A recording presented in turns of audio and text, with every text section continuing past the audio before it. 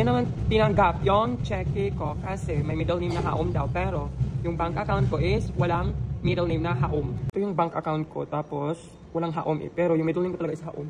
Pero yung passport ko is may Haom talaga. Pero yun lang, strict ko talaga yung bank na walang middle name na Haom. Kaya yun, kailangan ipaulit ang check or cheque namin.